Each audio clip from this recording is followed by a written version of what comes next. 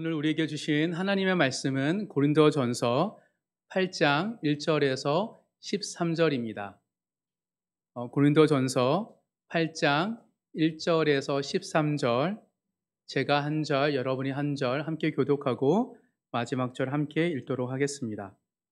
고린도전서 8장 1절부터 13절입니다. 제가 먼저 읽겠습니다.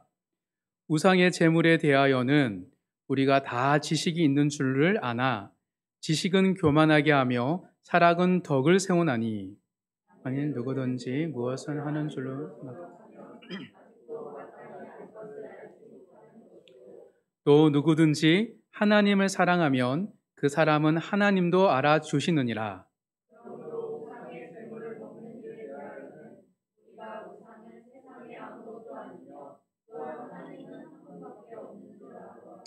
비록 하늘에나 땅에나 신이라 불리는 자가 있어 많은 신과 많은 주가 있으나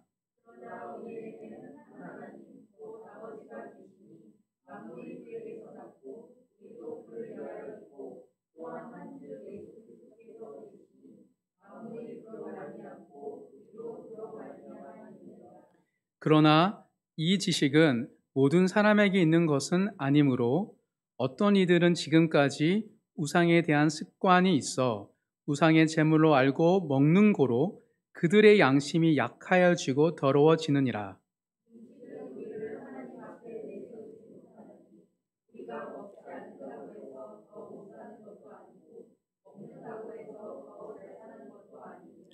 그런즉 너희의 자유가 믿음이 약한 자들에게 걸려 넘어지게 하는 것이 되지 않도록 조심하라.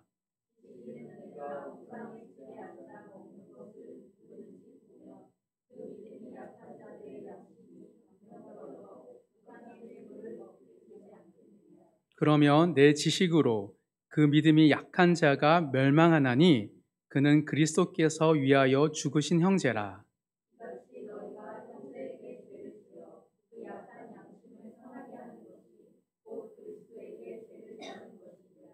다 같이 읽겠습니다. 그러므로 만일 음식이 내 형제를 실족하게 한다면 나는 영원히 고기를 먹지 아니하여 내 형제를 실족하지 않게 하리라. 아멘.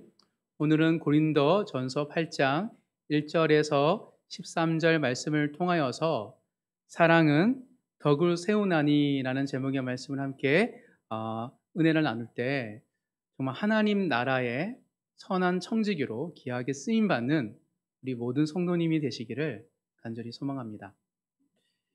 개인적으로 신앙생활을 하고 또한 목회를 하게 되면서 생각지도 못하게 많이 하는 것들이 있어요. 곰곰이 생각해 보니까 제가 설교한 것만큼 이 일을 많이 했더라고요. 어떤 일일까 생각해 보면 제가 설교만큼 많이 신앙생활과 공동체를 세워가면서 했던 것은 무엇이냐면 성도 간의 갈등을 해소하는 화해의 역할이었습니다.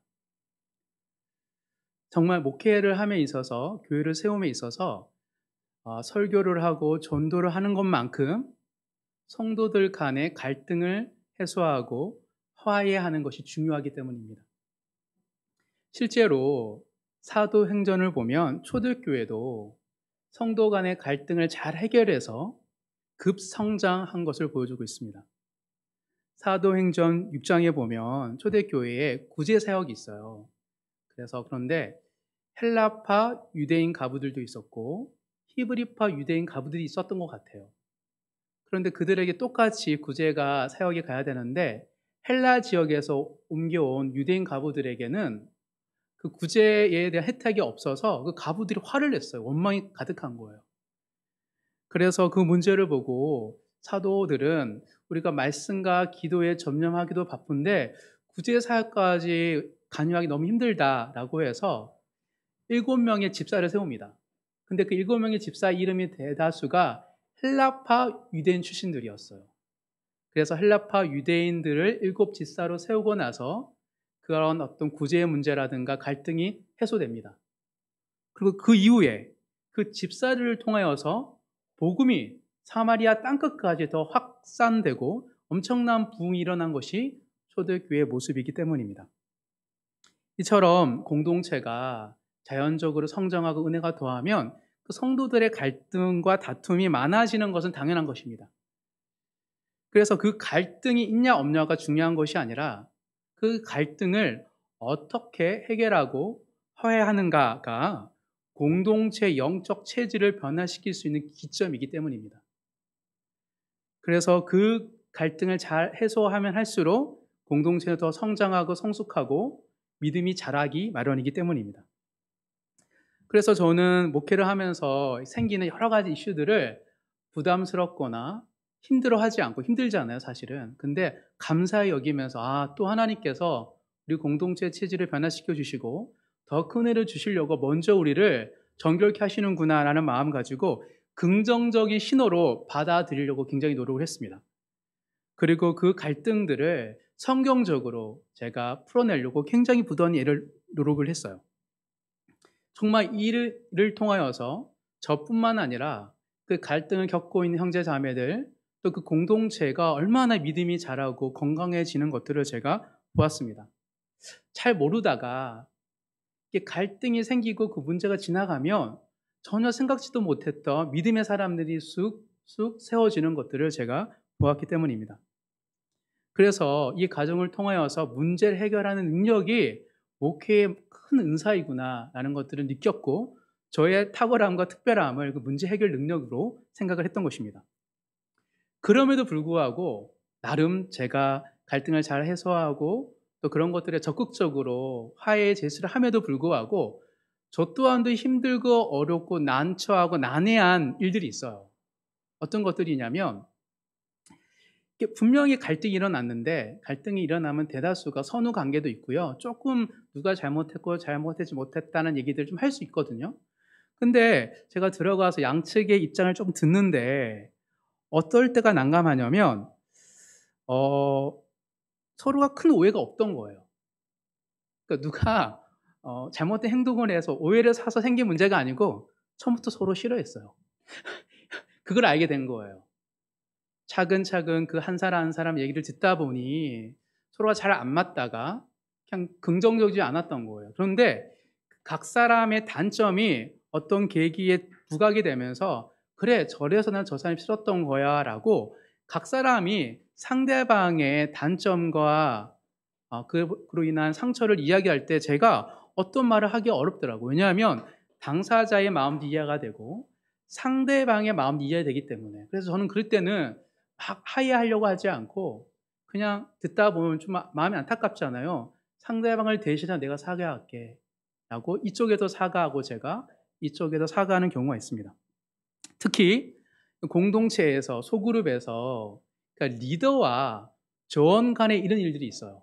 간혹 가다가. 그래서 조원에게는 이렇게 제가 사과를 합니다. 리더의 언행에 대해서 내가 미안하다.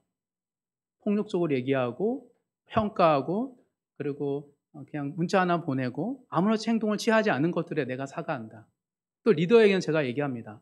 조언의 미숙한 태도와 예의 없는 행동에 대해서 내가 사과는 안 하고 리더한테는요. 되게 힘들었지 격려하고 위로해 줍니다. 왜냐하면 조언의 영적 상태와 리더의 지금 애쓰는 어떤 환경과 상황에서 리더의 자리를 지키려고 했던 그의 열심을 제가 알기 때문이에요. 그래서 양측에 그냥 위로하고 격려할 때가 있습니다. 그러니까 잘 안 맞는 거예요. 서로가. 그리고 별로 화해하고 싶은 마음이 없더라고요. 그래서 저는 이런 경우들을 보면서 어떤 생각이 들게 되었냐면 교회 안에서 하는 모든 수고와 헌신이 꼭 좋은 결과를 낳는 건 아니구나. 수고하고 헌신하지만 오히려 상대방의 상처를 주고 공동체가 세워지는 데 방해가 될 수도 있구나라는 것들을 제가 깨닫게 되었습니다. 그래서 선한 데는 지혜롭고 악한 데는 미련하다는 말씀처럼 굳이 모든 문제를 제가 다 하이하고 풀려고 하지 않게 되었어요. 그러면 어떻게 우리의 수고와 헌신이 왜 이렇게 다른 사람에게는 실족하게 하는 걸림돌이 될 수 있을까? 그게 되게 궁금했어요. 도대체 어떤 일이 이런 일이 생기지? 의도도 목적도 선한데 왜 그런 쓴뿌리와 잘못된 일들이 생기는 것일까? 도대체 어떤 수고와 헌신은 공동체 유익이 되고 또 어떤 섬김은 해가 되는 것일까에 대해서 관심을 가졌던 것입니다. 오늘 본문을 보면 고린도 교회에도 이런 일이 생겼습니다. 한번 볼까요? 11절, 12절 먼저 읽도록 하겠습니다. 고린도전서 8장 11절, 12절 한 목소리 읽도록 하겠습니다. 시작. 그러면 내 지식으로 그 믿음이 약한 자가 멸망하나니 그는 그리스도께서 위하여 죽으신 형제라. 이같이 너희가 형제에게 죄를 지어 그 악한 양심을 상하게 하는 것이 곧 그리스도에게 죄를 지는 것이니라. 어떤 말을 하고 있냐면 내 지식이, 즉 뭐냐면 지금 이 편지를 먼저 보는 성도들, 즉 이미 초창기 예수를 믿고 나름 믿음이 좋다라고 얘기하는 성도들의 신앙의 모습 때문에 상대적으로 늦게 예수를 믿거나 믿음이 약한 사람들이 도전받는 게 아니라 악 영향을 주고 있다고 말하고 있는 거예요. 굉장히 이 얘기를 들었던 고린도 교회의 지도자들과 또는 소위 엘리트 신앙인들은 굉장히 충격을 먹었을 거예요. 아니, 우리의 신앙의 모습이 본이 되는 게 아니라 죄가 된다고요? 악 영향을 주고 있다라고요? 정말 충격적인 사도 바울의 진단이기 때문에 이 얘기를 들었던 당사자 입장에서는 굉장히 놀랐고 이걸 어떤 말을 해야 될지 아마 말이 막혔을 거라고 생각되어집니다. 누군가가 저에게 유모 목사님의 수고가 성도들에게 영향을 끼치는 게 아니라 악 영향을 주고 있어요 라는 얘기를 들었을 때 저는 굉장히 충격적일 것 같아요. 어떻게 소위 믿음이 좋다라고 얘기하고 교회 지도자라고 얘기하는 사람들의 신앙의 모습이 다른 신앙인들의 마음을 상하게 하고 믿음을 무너뜨리게 하는 것일까에 대해서 오늘 살펴볼 수 있습니다. 오늘 본문을 통해 어떤 신앙이 공동체의 걸림돌이 되는지, 더 나아가 하나님 나라에 쓰임받는 수고와 헌신도 있고요. 그렇지 못한 수고와 헌신이 있는데 도대체 어떤 신앙의 모습이 하나님이 기뻐 받으실 만한 신앙인지 함께 살펴볼 때 나의 모습을 뒤돌아보고 더 나아가 정말 하나님이 즐겨 사용하시는 믿음 되기를 소망하는 모든 성도님 되시기를 간절히 소망합니다. 1절에 보면 우상의 제물에 대하여는 이라면서 시작하고 있습니다. 고린도 교회 일부 성도들은 고린도 교회에 일어나는 여러 이슈에 대해서 사도 바울에게 질문을 했습니다. 특히 교회가 점점 세속화되어져 가고 영적인 부패가 일어나는 와중에서도 일부분의 성도들은 정말 바르고 아름다운 신앙을 지키고 싶어서 부단히 애를 썼고 사도 바울에게 질문을 했던 것입니다. 그래서 사도 바울은 7장부터 지속적으로 그 신실한 성도들의 질문에 답변을 하고 있습니다. 제가 지난 몇 주 동안 7장에서 다루는 질문과 답변에 대해서 살펴보았습니다. 7장에서는 어떤 질문을 했죠?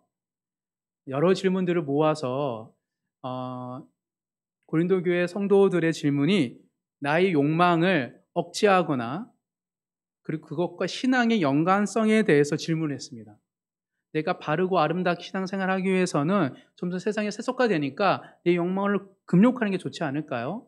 더 나아가 세상에 우리가 영향을 받으니까 내가 세상에서 영향 있는 사람이 되어서 빛과 소금이 되면 어떻겠습니까? 라는 질문을 했던 거예요.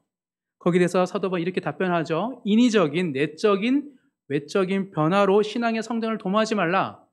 왜? 하나님은 전혀 영광 받으시지 않는다. 단지 절제하는, 컨트롤하는, 욕망을 컨트롤하는 마음과 부르신 그대로 순종을 할 때 하나님께서는 영광을 받으신다.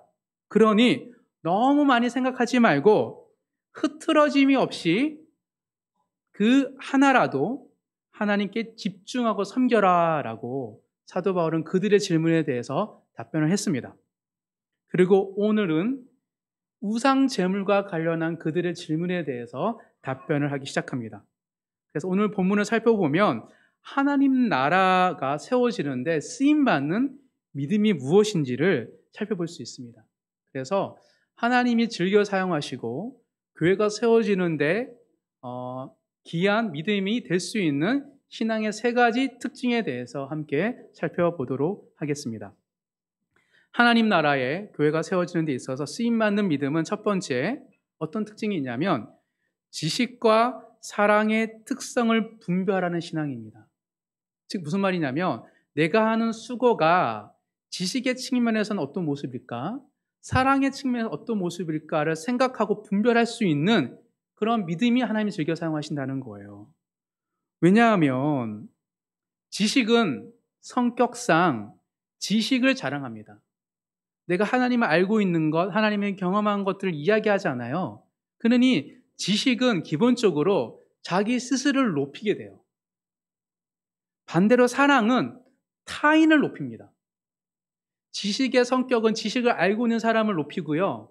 사랑은 내가 아니라 상대방을 높이고 세워주는 게 특징이기 때문입니다. 즉 우리가 하는 수고가 지식의 영역도 있고 사랑의 영역도 있는데 그걸 잘 구분할 줄 알아야지 하나님께서 쓰임 받는다는 거예요. 우리 1절을 한 번 더 읽겠습니다. 시작. 우상의 제물에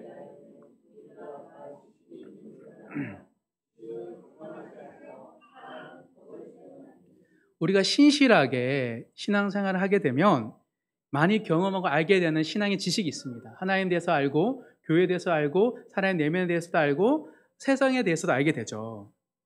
그러다 보니 믿음의 여정 속에서 점점점 좋은 의미로 신앙 지식이 하나님에 대한 지식이 쌓입니다. 근데 그래서 우리가 신앙생활을 하면서 이렇게 공동체에 모여서 서로 형제 자매들과 믿음 생활을 할 때 뭘 하냐면 나의 경험, 내가 만난 하나님을 나누는 거예요. 즉 공동체의 본질은 나의 경험과 나의 지식을, 나의 하나님을 나누는 거예요. 그런데 이 나누면 나눌수록 어떤 일이 생기는지 아세요? 내가 올라가요. 이게 지식의 특성입니다. 지식은 본질상 스스로를 높이는 성격이 있고 그래서 나누면 나눌수록 내가 더 나은 사람이고 내가 하나님 은혜 안에 있는 사람이고 내가 뭔가 주는 사람이라는 스스로의 착각을 가지게 되는 것이죠. 그래서 이렇게 지식을 나누다 보면 믿음을 나누고 은혜를 나누다 보면 어떤 일이 생기냐면 좀 상대방의 반응에 따라 왔다 갔다 해요. 어떨 때는 주일날 풀어내요. 나의 나누는 것과 이렇게 공명하고 잘 소통하는 사람과 나누면 막 채워지고 어떨 때는 너무 답답해요. 나눴는데. 그리고 어떨 때 후회가 돼요. 그러면서 왜 그러냐면 이 지식의 성격이 그래서 그래요. 그래서 어떨 때는 더 나아가 내가 말하는 바를 잘 알아듣지 못하거나 공감하지 못하는 사람을 어리석거나 멍청하다는 생각을 가지게 됩니다. 은연중에. 지식은 항상 그렇습니다. 그리고 내가 모르는 지식을 누군가 알려주면 그 사람이 더 나은 사람이라는 착각을 하게 됩니다. 이게 지식의 특성이에요. 그러니까 지식은 기본적으로 자기를 뽐내고 높이고 그래서 교만하게 되는 것이 지식의 특성인 것이죠. 반대로 사랑은 상대방을 높이고 세워줍니다. 그것이 사랑의 특성입니다. 어떤 사람이 사랑을 많이 해서 나는 정말 사랑이 많은 사람이야 라고 흡족하게 여긴다면 그것은 사랑의 특성이 아니라 사랑하는 나 자신을 보고 자기 만족의 특성이에요. 본질상 사랑은 스스로의 유익을 구하지 않고요. 타인의 유익을 구하기 마련이기 때문입니다. 그래서 부모가 자식을 그렇게 사랑하고 그렇게 자기 것들을 드리는 거죠. 그래서 세상의 모든 사람은 부모를 꿈꾸고 부모를 그리고 아름다운 가정과 아름다운 자녀와 나를 사랑해주고 내가 사랑할 수 있는 그 공동체를 꿈꾸는 거예요. 단 한 사람도 예외 없이 모든 사람은 사랑을 목말라하고 사랑을 갈망하기 때문입니다. 왜? 나를 품어주고 나를 세워주기 때문이죠. 그래서 이런 질문을 하게 됩니다. 사도 바울은 너희가 교회를 세우는 수고와 헌신을 할 때 명확한 답변을 합니다. 여기서는 1절에서 바로 우상의 제물과 관련된 너희들의 질문에 답변을 준다면 지식의 관점에서 볼 때 교만한 거야. 하지만 사랑의 관점에서 볼 때는 너희의 열심과 수고가 어떻게 보면 공동체의 유익이 될 수도 있어 라고 그들의 질문에 대해서 지식의 관점에서는 교만한 태도이고 사랑의 관점에서는 여지가 있다라고 말하고 있는 것이죠. 그러니 너희가 지금 나에게 질문한 거에 대해서 지식의 관점과 사랑의 관점 분별해서 볼 줄 알아야 돼 라고 말하고 있는 것입니다. 그래서 이어서 부연 설명을 합니다. 2절 3절 다 같이 읽겠습니다. 시작.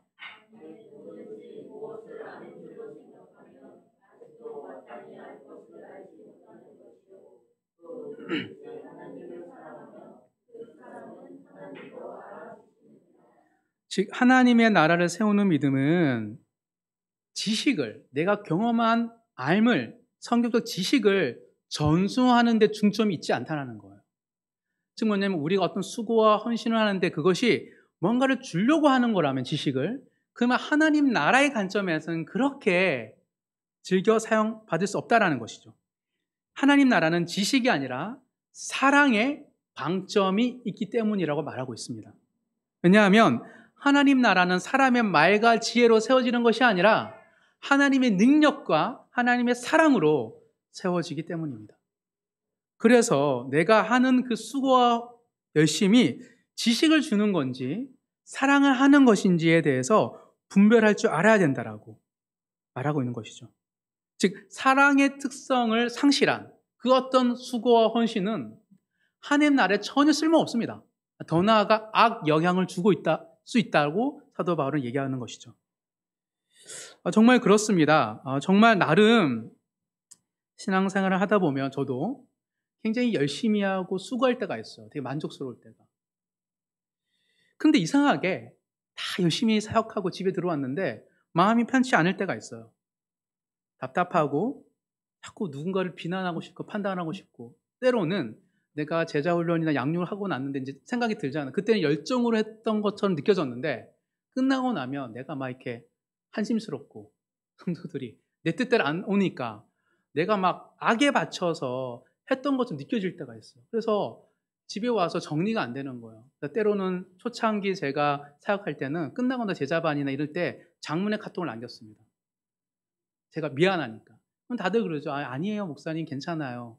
저는 제 자신을 알았습니다.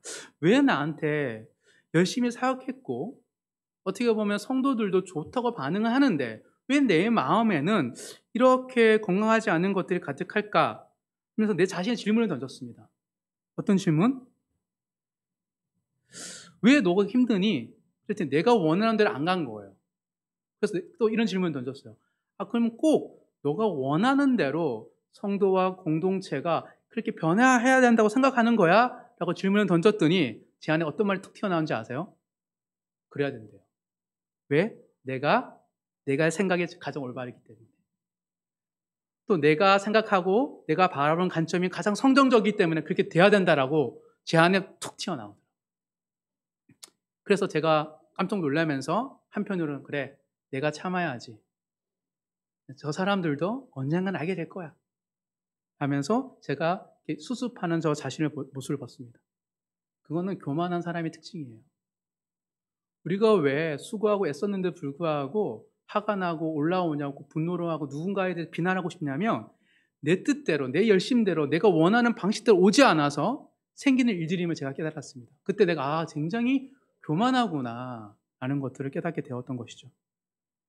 즉 우리의 수고와 헌신이 사랑이 아니라 지식을 뽐내기 위할 때 이런 일이 생깁니다. 왜? 지식은 특성상 나를 높이고 사랑은 기본적으로 나와 상관없이 상대방을 높이기 때문이에요. 그래서 제가 양육하고 훈련했던 것에서 내가 사랑하지 않았구나. 그냥 내가 이런 사람이니 내가 한 수고와 열심과 내 제자도 이 정도 모습이 돼야지라고 맞추려고 했던 것을 제가 깨닫게 되었습니다. 즉 지식을 전하기 위한 모든 헌신과 수고는 결과적으로 내 자신에게도 하나님 나라에도 도움이 안 됩니다. 그것을 사도 바울이 얘기하고 있는 것이죠. 반대로 굉장히 수고하고 헌신한 후에 내가 예상한 결과가 아닌데도 불구하고 내 마음의 평안과 기쁨이 찾아올 때도 있어요.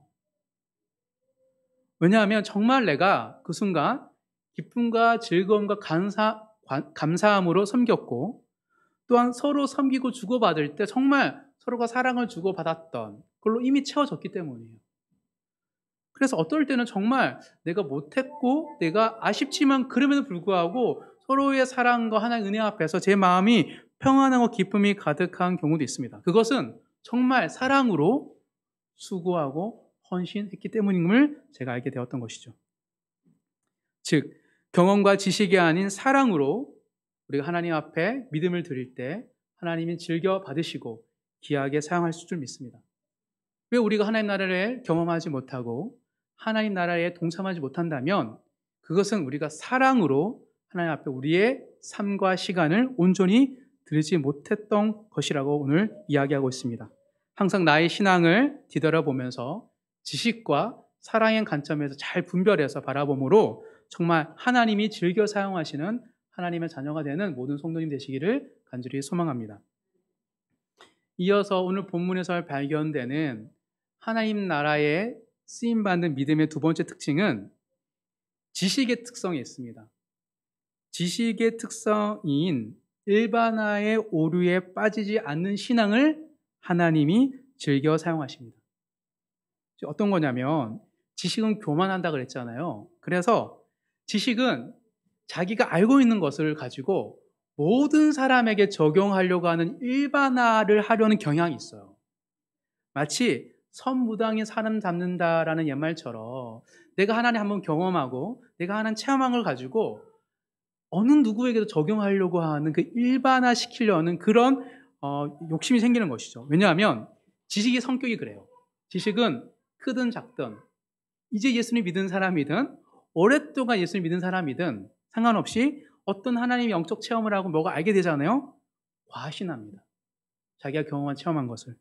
그래서 모든 문제에 대한 대안이 되고 싶고 그리고 대안이 될 수 있다고 생각해요. 그래서 내가 경험한 걸 다 끼워 맞추려고 그래요. 또는 그 하나의 지식으로 내 삶의 모든 영역들을 한번 해결해 보려고 해결할 수 있다라는 착각을 할 수 있는 거죠. 근데 그거는 절대 그럴 수 없죠. 왜냐하면 개인이 경험한 지식과 하나님은 모든 사람에 적용하기에는 한계가 있습니다. 하나님은 어마어마한 스펙트럼을 가지신 분이세요. 이런 모습도 있고 이런 모습도 있어요. 근데 그 모습을 가지고 어떻게 하나님은 다 안다 얘기하고 그걸 가지고 어떻게 하나님이 각 사람의 은사와 달란트를 가지고 역사하시는 것들 다 적용할 수 있겠습니까?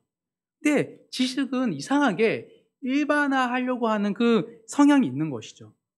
그렇기에 하나님 나라의 쓰임을 받는 믿음이 되기 위해서는 지식의 특성인 일반화의 오류에 대해서 경각심을 가져야 됩니다. 그래서 그 지식의 오류거든요. 내가 오류를 범할 수 있어. 이건 나와 내 상황에 맞는 것이지 모든 상황에 맞지 않아라는 경각심을 가져야 한다라고 말하고 있습니다. 그래서 사도 바울은 질문한 자들, 우상 제물과 관련해서 질문한 고린도 교회 성도들의 그 논리에 대해서 전적으로 긍정을 하지 않아요. 근데 일부는 내가 긍정하겠다라고 말을 합니다. 그리고 그들의 논리, 지식에 좀 보완하면서 너희들이 말하고 성경이 말하는 그 방점이 어디 있는지를 좀 설명을 해주고 있어요. 그래서 4절부터 6절까지 한번 보도록 하겠습니다. 먼저 4절을 먼저 읽을게요. 4절이 5절, 6절이 그들이 가지고 있는 지식의 논리입니다. 4절 먼저 읽겠습니다. 시작.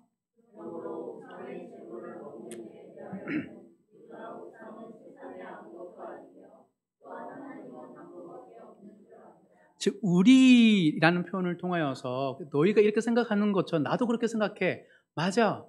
우상은 아무것도 아니야. 하나님 한 분만 있어. 긍정을 해요. 그런데 5절을 읽도록 하겠습니다. 시작. 비록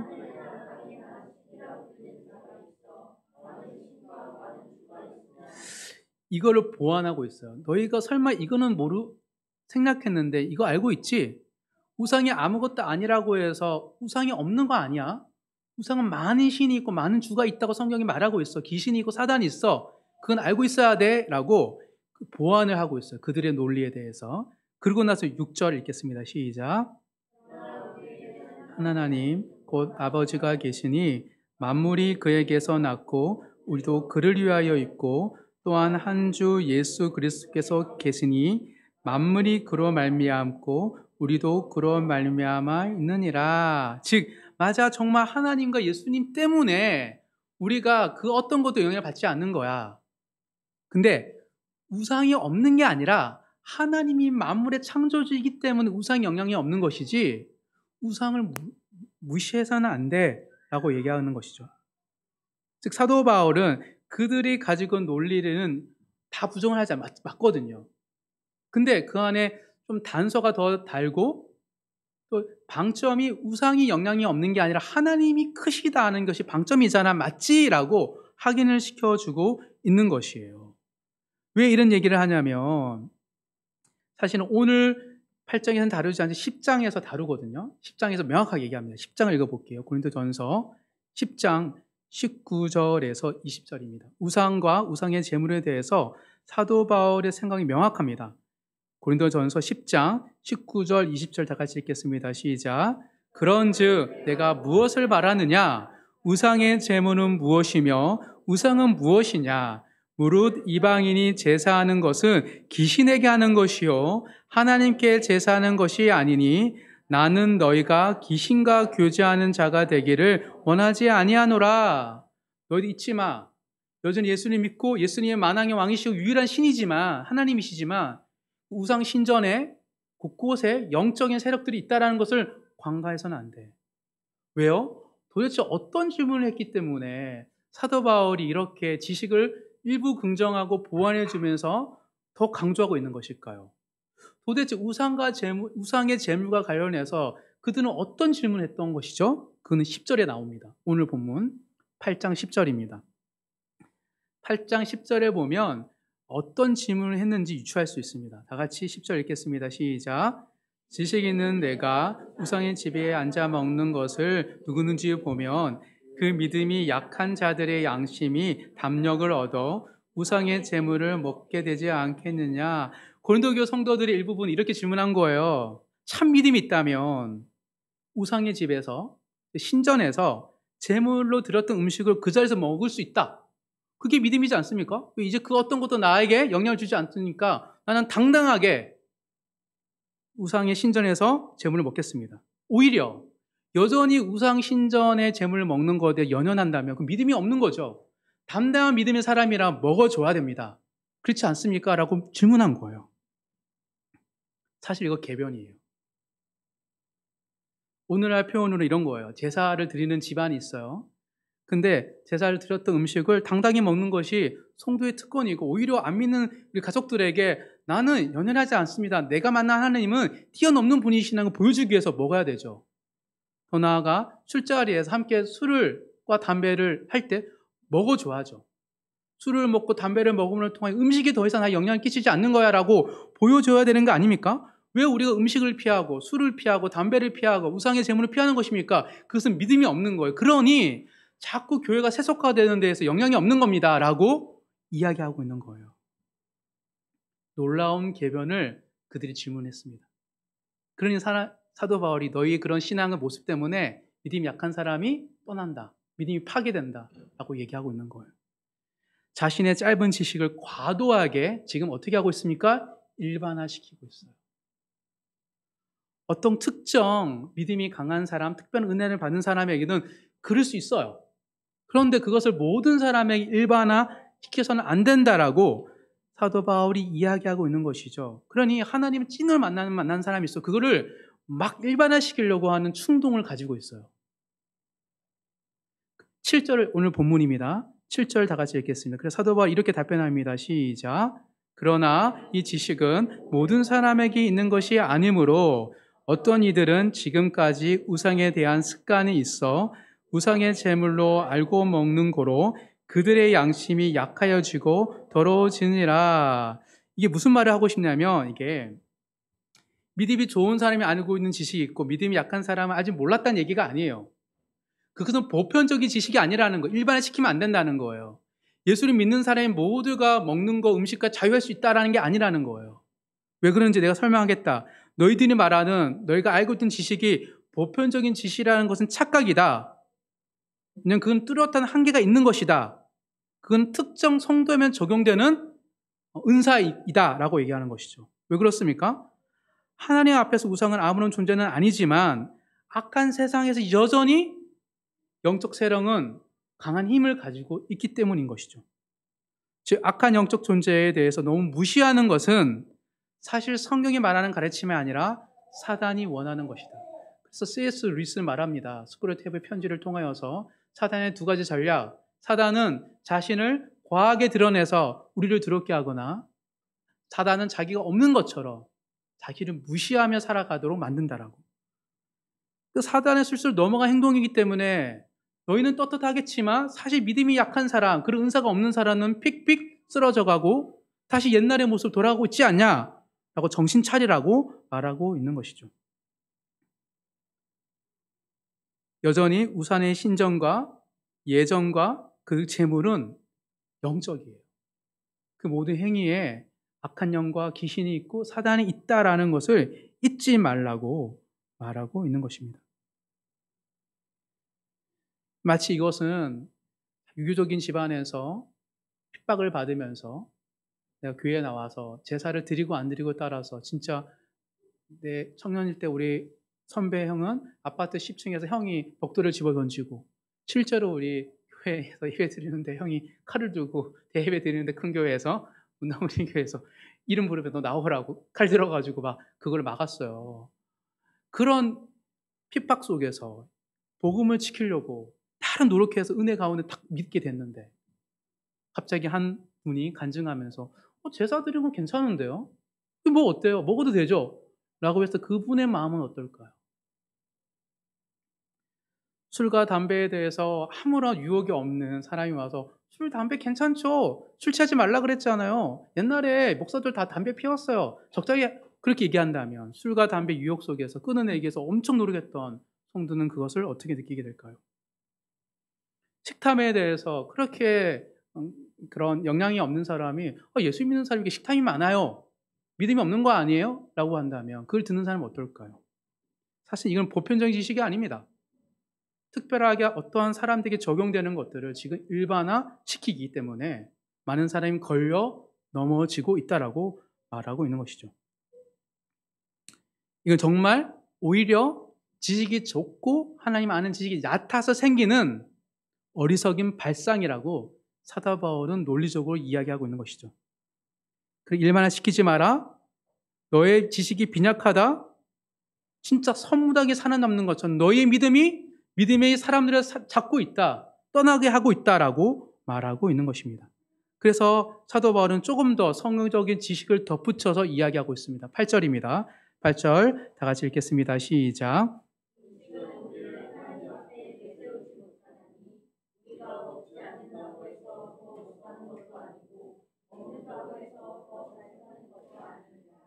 중요한 건 믿음에 뭘 먹고 안 먹고 우상제물을 먹고 안 먹고 내가 담배를 사람 앞에 피고 안 피고 그런 것들로 하나님께 어떤 믿음이 자라는 게 아니야.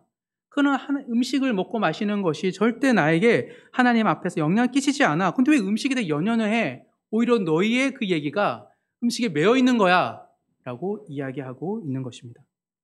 이처럼 내가 체험한 것을 자랑하고 강조하고 싶어서 일반의 오류를 범하게 되는 것입니다. 그래서 사도 바울은 말하고 있습니다.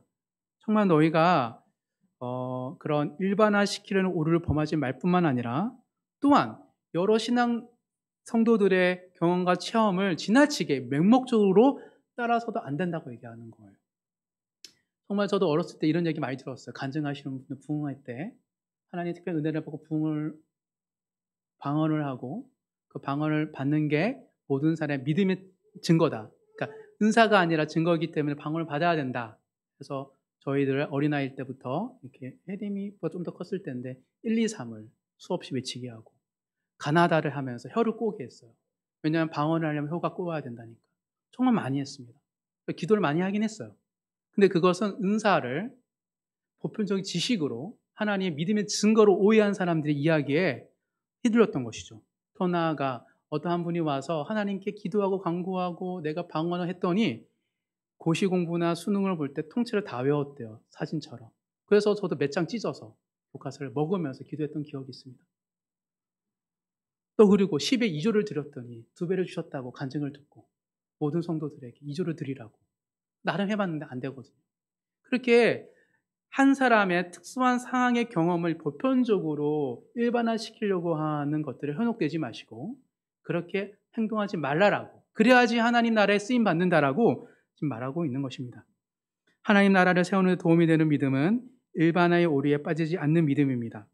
특수한 것을 보편화시키지 않을 때 우리는 하나님 나라를 경험하고 귀하게 쓰임받을 줄 믿습니다. 그렇게 살아가는 모든 성령 되기를 바랍니다. 세 번째입니다. 하나님 나라에 쓰임받는 믿음은 세 번째, 사랑의 특성인 권리 포기로 덕을 세우는 신앙입니다. 즉, 어떤 은사와 어떤 수고와 열심이 하나님 나라를 세우고 교회를 세우냐면 내가 가지고 있는 권리를 포기하는 행위를 통하여서 덕을 세우는 것을 얘기하고 있습니다. 우리 9절 다 같이 읽겠습니다. 시작. 그런즉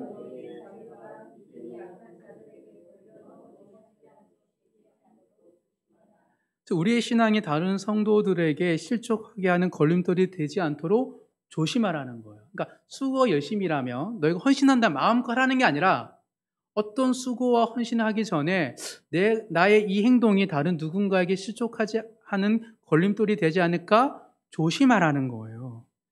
이 자유라고 번역된 구절에 헬라어 엑소시아는 그 다음 장 고린도전서 9장에서 6번이 사용됐습니다.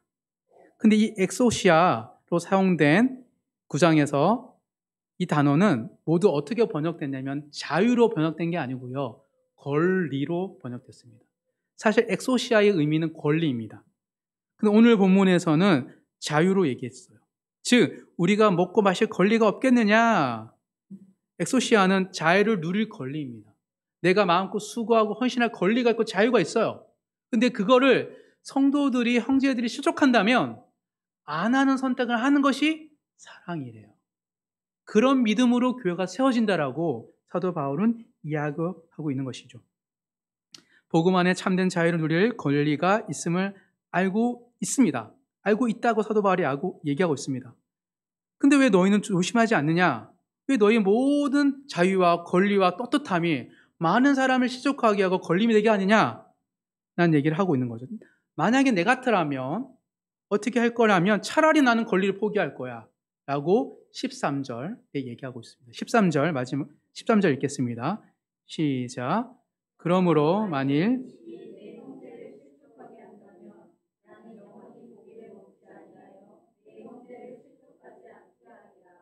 형제를 실족하지 않게 하기 위해서 나는 우상의 신전에서 함께 먹는 것뿐만 아니라 우상의 신전에서 제물을 드렸던 고기가 시장에서 좀 팔렸거든요. 시장에서조차 난 먹지 않겠다. 만약 실족하게 된다면. 이렇게 말하고 있습니다. 무슨 말입니까? 이처럼 같은 믿음으로 수고하고 헌신을 하지만 지식을 자랑하는 사람은 형제가 실족하든 넘어진 상관없이 떳떳하게 신전에서 고기를 먹는 행위를 하지만 정말 사랑을 마음으로 하나님을 사랑하는 마음으로 헌신하고 수고한다면 자기가 마실 권리, 먹을 권리도 포기한다라고 사도는 말하고 있습니다. 너가 교회에 섬기는 것이 너 사실 올리려는 거야? 아니면 정말 하나님을 사랑하는 거야? 던져봐 질문을. 그 얘기를 하고 있는 것이죠. 이게 너무 당연하죠. 왜요? 지금 우리가 사랑하는 사람 위해서, 자식을 위해서 엄청난 많은 권리와 자유를 포기하고 있지 않습니까? 그게 사랑이고 그게 하나님 나라가 세워지는 믿음의 특징이에요. 사랑은 그러니까 하나님 나라에 쓰임받는 믿음은 사랑의 특성을 잃지 않는 것이죠. 그래서 권리를 포기함으로 서로 세워주는 것이 교회의 하나님 나라의 특징이라고 말하고 있습니다. 누가 이렇게 사셨습니까? 바로 예수님이 그렇게 사셨죠. 왜냐하면 예수님은 온 세상을 구원하기 위해서 자신의 권리를 포기하셨어요. 참 많은 이야기가 있는데 마지막 예수님께 돌아가시는 날 새벽에 있었던 사건입니다. 우리 마태복음 26장입니다. 한번 찾아보도록 하겠습니다. 마태복음 26장 47절에서 54절까지 한번 읽어보도록 하겠습니다. 마태복음 26장 47절부터 다 같이 읽어보겠습니다. 시작. 말씀하실 때에 12 중에 하나인 유다가 왔는데 대제사장들과 백성의 장로들에게서 파송된 큰 무리가 칼과 뭉치를 가지고 그와 함께 하였더라. 예수를 파는 자가 그들에게 군호를 짜 이르되 내가 입추는 자가 그이니 그를 잡으라 한지라. 고 예수께 나아갈 랍비여 안녕하시옵니까 하고 입을 맞추니 잠깐 여기까지 읽겠습니다. 지금 컴컴하니까 누가 예수인지 모르니까 내가 입 맞추고 하는 사람이 쌓이니까 너희가 공격해 하고 이미 짜고 온 거예요. 근데 유다가 그렇게 한 거죠. 그때 예수님 반응, 예수님 다 알고 계시잖아요. 50절부터 읽겠습니다. 시작. 예수께서 이르시되 친구여 내가 무엇을 하려고 왔는지 행하라 하신대. 이에 그들이 나와 예수께 손을 대어 잡는지라. 예수와 함께 있던 중에 하나가 손을 펴 칼을 빼어 대제사장의 종을 쳐 그 길을 떨어뜨리니 이에 예수께서 이르시되 내 칼을 도로 칼집에 꽂으라. 칼을 가지는 자는 다 칼로 망하느니라. 어떤 일이 생겼습니까? 칼로 오니까 베드로가 칼을 빼고 예수님을 잡은 자를 길을 친 거죠. 그 말고죠. 근데 예수님께서 지금 누가 예수님의 친구고 보호하고 헷갈릴 정도로 오히려 베드로를 뭐라 하고 유다를 맞이하면서 말고의 길을 또 치유해 주세요. 그리고 칼로 흥한다, 칼로 망한다 얘기하죠. 하고 나서 하시는 말씀이 중요합니다. 33절, 34절 다 같이 마지막 읽겠습니다. 너는 내가 내 아버지께 구하여 지금 12군단 더 되는 천사를 보내시게 할 수 없는 줄로 아느냐? 내가 만일 그렇게 하면 이런 일이 있으리라 한 성경이 어떻게 이루어지겠느냐 하시더라. 무슨 말하고 있습니까? 지금 이 와중에도 예수님은 지금 베드로와 제자들에게 알려주는 거예요. 내가 권리가 없어서 하나님 나라의 자녀와 하나님의 신분에 있어 가지고 있는 힘이 없어서 내가 안 하는 게 아니야. 너가 칼을 있지만 칼을 휘둘 수 있지만 그거 집어넣어. 왜? 내가 여기 있는 것은 하나님의 약속. 하나님의 약속이 무엇입니까? 성경의 약속이 뭐예요? 세상을 죄를 지었지만 내가 너희를 구원하리라. 메시아를 보내리라. 그것을 은하게 하기 위해서는 하나님의 사랑을 내가 이루기 위해서는 내가 권리를 포기하는 거야 하고 말하고 있는 것이죠. 이게 예수님께서 이 땅에 오셔서 우리에게 보여주신 사랑을 이루기 위해 스스로의 권리를 포기하신 예수님의 모범적인 삶입니다.